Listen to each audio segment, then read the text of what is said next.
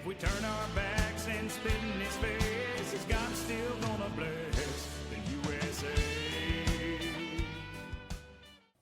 In 1961, John Howard Griffin published his book, Black Like Me. Griffin underwent a regimen of oral doses to darken his skin. It wasn't perfect, so he touched it up with stain. He shaved his head bald to hide his straight brown hair and passed as an African-American man. Griffin began a 6-week journey in the racially segregated South, experiencing the same things as genuine black people. What if we could all walk in someone else's shoes and be like them? Well, here's another question. What if everyone was just like me? Greeting, Patriots. I'm Perry Green, and this is God in America. Anti-America Americans are individuals who hold critical views of the United States, its government, culture, and policies. This phenomenon is multifaceted and encompasses a range of opinions and motivations. It's one thing to be critical of the government and want to improve the country. It's another thing to remove it altogether and embrace one of the many forms of Marxism. Criticism of American policies and culture is not a new phenomenon. Throughout history, various movements, individuals, and groups have voiced their dissent against different facets of American life. From the abolitionists in the 19th century who fought against slavery to the anti-war activists during the Vietnam War, there have always been voices challenging the status quo. In the 20th century, the civil rights movement revealed the racism and inequality in American society. Figures like Martin Luther King Jr. and Malcolm X were critical of the American government and its treatment of African Americans. Their activism and outspoken criticism brought significant changes in legislation and social attitudes. What if everyone had been like them, challenging the injustice? Thankfully, God did not make us alike. We all have good and bad points, and our differences sharpen us as iron sharpens iron. Yet I see people posting anti-American rhetoric on social media that makes me wonder about them. They feel free to criticize, disown, and denounce our nation, yet want the benefits our ancestors sacrificed to claim. They twist the Constitution into a pretzel of their preferences, making it say things never intended. What would an anti-American America look like if everyone were like them?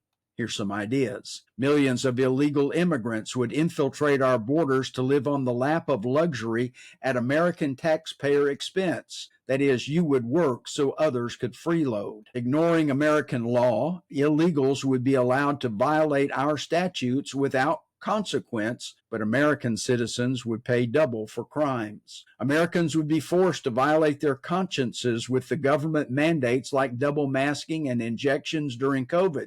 There's no my body, my choice there. Unaccountable corrupt politicians and governmental agencies would continue to steal billions of taxpayer dollars each year unchecked. The least qualified candidates would be elected to office with minimal voter turnout and fraudulent elections. Well, the list could go on, but you get the point. Now let's explore a different direction. What would America look like if everyone participated in the system as I do or as you do? Would we participate in our civic responsibilities, or would we be willing to let someone else do it? Would we demand and vote for legislators with integrity or just look for R's and D's? Would there be patriots or politicians in positions of power and influence? According to David Barton, politicians care about the next election, patriots care about the next generation. Would we demand life, liberty, and the pursuit of happiness for all, or accept the elite slaveholders as having those gifts? Would we be one nation under God or one nation gone under?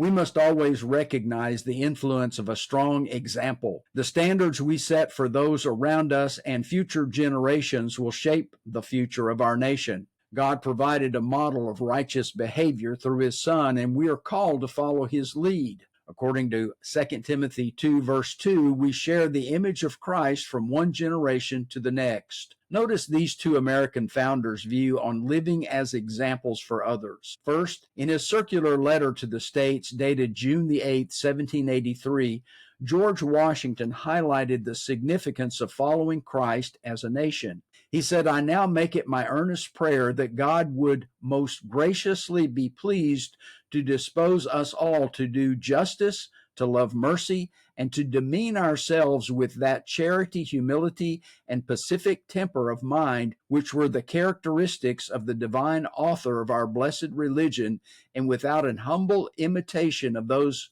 whose example in these things we can never hope to be a happy nation.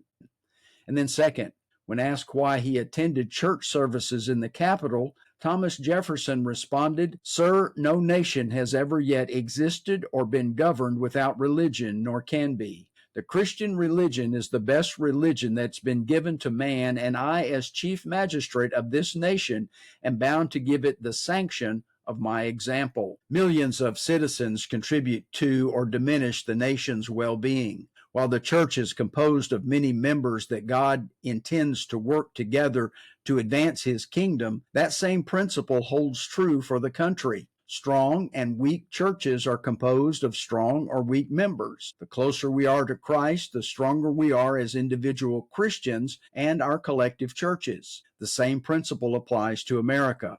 The common factor for the church's and nation's success is our relationship to Jesus. Well, thank you for being with us today. Please like, follow, and subscribe to our podcast. Check out our website at godinamerica.com. That's the word God, the letter N, America.com, and download our app.